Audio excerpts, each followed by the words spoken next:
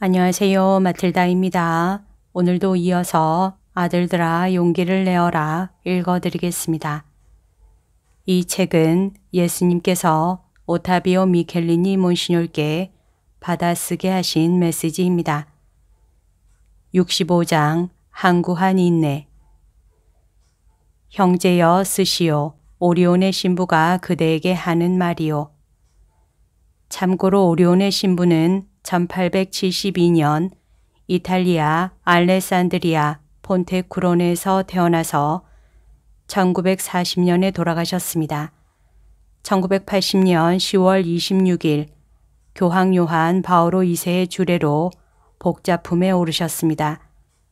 하느님 섭리의 수도회, 사랑의 작은 선교 수녀회 등의 창설자이십니다. 화강암 위에 쉼없이 떨어지는 물방울은 결국 그 화강암을 뚫어버릴 수 있어. 하지만 작고 투명한 물방울이란 것이 대체 무엇이요? 그것이 큰 능력을 요하는 일을 할 만한 힘을 지닐 수 있겠소. 그러나 그 물방울이 화강암을 뚫는 데는 시간이라는 동지가 필요하오. 물방울이 화강암을 뚫기 위해 시간이라는 동지가 필요하듯이 그대에게도 인내라는 동지가 필요한 것이요. 선에 항구해야 한다는 말이요. 인간 본성은 자연적인 균형 안에서 창조되었지만 원죄의 결과로 일단 그 균형이 깨어지자 항상 변덕이 심하고 기질 변화도 계속 일어나기 십상이요.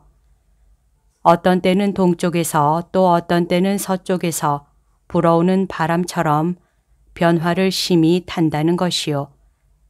이토록 나약하고 잘 변하는 인성 속에 균형을 바로 잡아주는 요소를 끼워 넣지 않는다면 인성은 단지 야생에 쓴 열매나 낼 수 있을 뿐 좋은 것이라고는 아무것도 낼 수 없는 것이요.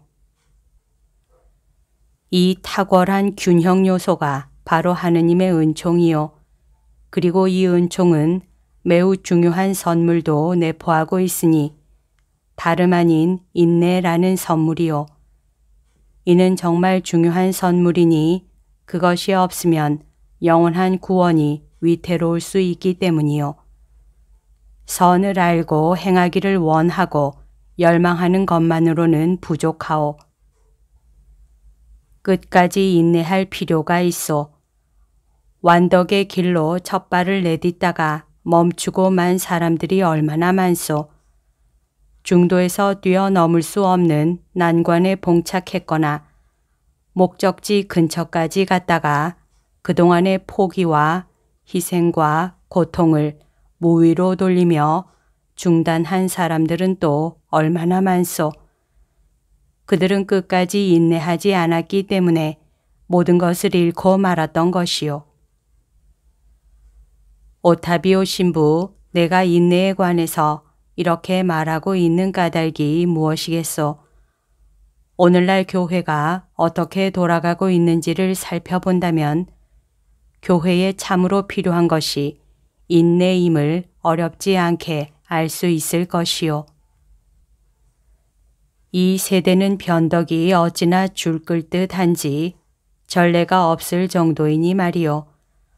오늘날의 사람들은 소수를 제외하고는 은총 지위에 있지 않기 때문에 그들 자신의 나약함과 마귀의 억압적 영향에 좌우되고 있으니 고양이가 약삭 빠르게 잡은 쥐를 가지고 놀듯이 악의 어두운 세력도 파렴치한 가학 취미로 영혼들을 가지고 놀게 된 것이요. 변덕의 주된 원인은 틀림없이 인간 영혼 안에 하느님의 은총이 없는 데 있고 내적 생활의 부재, 기도의 부재, 신앙 위기 및 이교도적인 인생관에 있어 새로운 교회는 그리스도교 교육의 중심 개념을 쇄신해서 다시금 내적 생활의 가치를 중시하고 가정생활 및 교회 생활의 엄격함의 가치도 중시해야 할 것이요. 새로운 공동체들도 내적 극기와 외적 극기의 정신을 크게 강조해야 할 것이요. 이 극기의 정신은 사람들의 영혼과 양심을 단련하여 하느님과 교회와 영혼들의 원수인 마귀와 육정과 세속과의 싸움에 익숙한 그리스도의 참된 군사가 되게 하는데 도움이 되기 때문이요. 예수님께서 당신 교회에 견진 성사를 세우신 것은 세례를 받은 사람마다 교회라는 큰 군대 속의 전투원으로서 자기 자신의 역할을 잘 아는 강한 병사가 되도록 변화시켜 주시려는 것이었소. 병사의 생활은 포기의 생활, 규율의 생활, 희생의 생활, 투쟁의 생활이요. 이것이 견진 성사를 받은 이 시대 사람들의 견해이며 확신이라고 할 수 있겠소. 하느님의 교회 안에는 엄격한 품성과 생활을 일치시키지 않는 성인이란 있을 수 없소. 과거에도 없었고 현재도 없고 앞으로도 없을 것이요. 새 교회 안에서는 많은 것이 변해야 하고 또 변할 것이요. 거짓 예언자와 거짓 교사들을 그리고 거짓 신학자들의 어리석음을 주방해야 하오. 예수님 홀로 보편된 참 스승이시니 그분께서 강생과 순환과 죽음의 신비를 통해서 위대한 길을 가르쳐 주셨소. 이는 목자와 사제와 신자들이 영벌을 받고 싶지 않다면 끝까지 걸어가야 할 길이요. 그분 편이 아니면 반대편일 뿐 다른 선택은 없는 것이요. 새 교회 안에서는 아무도 감히 그리스도와 그분의 교회와 복음과 교훈을 현대 공업 기술의 진보에 굴복시키지 못할 것이요. 현대의 공업 기술은 사람에게 정의도 평화도 사랑도 얻어줄 수 없었지만 사람이 참으로 필요로 하고 목말라 하는 것은 바로 그런 것들이니 말이요. 사람들은 교만하게도 인간의 마음과 정신에서 하느님을 지워버리고 그 자리를 공업기술로 대체할 것을 주장해왔고 지금도 그렇게 하면서 인간에게는 공업기술만 있으면 족하고 행복할 수도 있다고 확언하고 있어.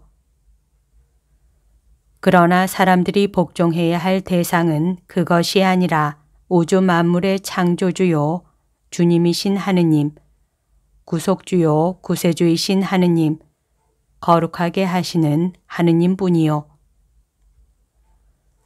그러니 소수의 경건한 주교들을 제외하고 인간적인 타산과 이른바 공업기술이란 것의 거짓 진보의 열중에서 물질 문명이 아니라 정신의 참 문명을 퇴보시킨 교계 제도의 책임은 여간 중대하지 않소. 참 문명을 위해서라면 기계의 수는 줄이더라도 의롭고 정직한 사람들의 수는 늘리는 것이 더 낫지 않겠소. 오타비오 신부 새 교회는 교리와 품행의 깨끗함이 금강석처럼 빛나는 교회를 말하오. 정화기에는 일체를 오염시킨 교만과 오만의 산물들이 모조리 쓸려 나갈 테니 말이요. 삼위일체이신 하느님께서 그대에게 강복하시기를. 형제여, 교회와 인류에게 좋은 때가 돌아오도록 기도하면서 그대의 고난을 봉헌하기 바라오. 1977년 5월 9일. 여기까지가 오늘 들려드릴 내용입니다. 오늘도 하느님의 뜻 안에서 서로 사랑하는 하루 보냅시다. 사랑합니다. 축복합니다.